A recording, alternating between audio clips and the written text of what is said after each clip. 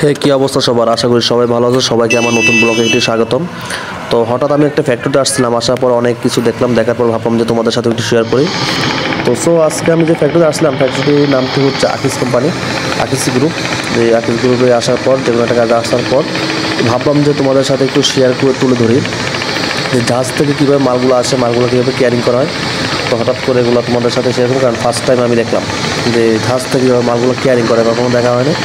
তখন যারা তোমরা কখনো দেখো নাই তারা আমার ভিডিওটা দেখো, দেখলে অবশ্যই সব দেখতে পারবা। তো আমি যে ফ্যাক্টরিতে আসছিলাম, আসার পর এখানে দেখলাম যে জাহাজ থেকে ওই তোমার যে গম আছে, এই গম দিয়ে বিভিন্ন যে জিনিস তৈরি হয়, ওই জিনিসগুলো তোমার কীভাবে কেয়ারিং করা হয় আর কি। তো জাহাজ থেকে তোমার ধরো যে ওই কী বলো গমগুলো কীভাবে জাহাজ দিয়ে তোমার অন্য দেশে পাচার করা হচ্ছে বা অন্য দেশে পাঠানো হচ্ছে। তো ওই জিনিসগুলোই ধরো যে আমি আজকে তোমাদের সাথে তুলে ধরলাম। এটা দেখতেই পারতেছো, মানে এত সুন্দর লাগছে জানো জিনিসটা, যে জাহাজের সাথে মানে ট্রলারের সাথে যে তারা কী, এটা নাম কী বলে আমি নিজেও জানি না, যে এখান থেকে তারা মালটা এমনভাবে তুলতেছে, তোলার পর মাল কিন্তু যখন তোলার পর কিন্তু একটু চুল পরিমাণ কিন্তু মাল নিতে পারে না, এবং সেগুলো কিন্তু কি আবার জাহাজের মতো তুলেছে, আবার চোখের পলকে কিন্তু কি মালগুলো নিমেষে হচ্ছে। তো জিনিসটা অনেক সুন্দর লাগছে আমার থেকে। তো তাই তো ভাবলাম যে তোমাদের সাথে একটু শেয়ার করি, যারা কখনো দেখো নাই যে জাহাজ থেকে কীভাবে মালগুলো তোলা হয় বা আবার জাহাজ কীভাবে লোড করা হয়। তো হঠাৎ করে জিনিসটা দেখার পর কিন্তু আমার তো একদম যত কিছু হোক না কেন আমার অসম্ভব সুন্দর লাগছে কিন্তু জিনিসটা। আর দেখতে পাচ্ছ যে নদীর পাশ দিয়ে কীভাবে জাহাজ যাচ্ছে, মানে শহরের মাঝখান দিয়ে হচ্ছে তোমার এই নদীটা আর কি। তো নদীটার নাম কি সেটাও জানি না, কারণ আমি এখানে ফার্স্ট টাইম আসছি, আর আসছিলাম একটা কাজে আসছিলাম। তো কাজ শেষ করে আবার চলে আসছি এখান থেকে। তো সেক্ষেত্রে আমি যত পারছি ক্যামেরা ধারণ করে তোমাদের সাথে আমি শেয়ার করতেছি। তো এটা হচ্ছে জাহাজ, তোমার জাহাজ পার করে একটা জায়গা, যেখান থেকে তোমার বিভিন্ন ফ্যাক্টরি আছে। তো ফ্যাক্টরিতে তোমার এগুলা ধরো যেমন গাড়ি আছে না, অনেক গাড়িগুলোতে যখন মালগুলা তোমার বন্দরে পাঠানো হয়, বন্দর থেকে যেভাবে আবার অন্য ট্রান্সপোর্টে না হয়, ট্রান্সপোর্ট থেকে কিন্তু কি মালগুলা আনলোড করা হয়।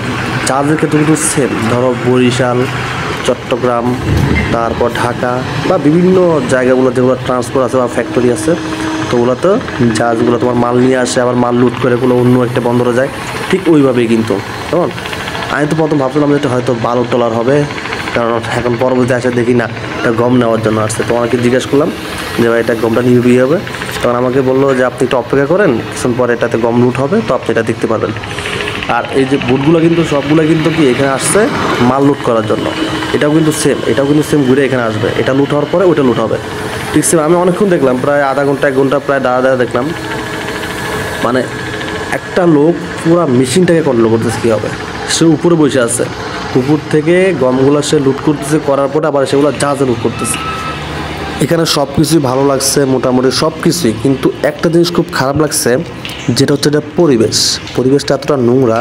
আর পানিগুলোর কথা কি বলবো, মানে পানির থেকে কিন্তু নোংরাগুলো সৃষ্টি হচ্ছে, আর অতিরিক্ত মশা এখানে। মানে আমার মনে হয় না যে আমি এখানে 2 দিন থাকলে 2 দিন হয়তো আমার অবস্থা খারাপ হয়ে যাবে, কারণ এত মশা আর পানিগুলো এত নোংরা। খাওয়ার মতো পানি, মানে কী বলবো, খাওয়ার যে পানিটা এখানে, তাও সেটা কিন্তু সেফ না। আমরা হয়তো দেখতে পাচ্ছি পানিটা পরিষ্কার মনে হচ্ছে, কিন্তু আসলে পানিটা পরিষ্কার, পানিটা কিন্তু একদম কালো হয়ে আছে। ক্যামেরা যতটুকু দেখতেছো এই তো কিন্তু বিষাক্ত পানিগুলা। তো আমি মানে একটা জিনিস দেখলাম, যেখানে পানিগুলো অনেক নোংরা, তো এত শ্রমিক এখানে কাজ করতেছে, বাইরে থেকে লোক আসতেছে দেখার জন্য, কিন্তু পানিগুলোর জন্য খুব খারাপ লাগলো আর কি। তো এখানে পানিগুলো অনেক নোংরা ছিল, যেটা দেখলাম, আর অনেক গন্ধ ছিল পানিতে। তো যাই হোক, তো সবাই ভালো থাকবা, ব্লগটি শেষ পর্যায়ে, ধন্যবাদ সবাইকে।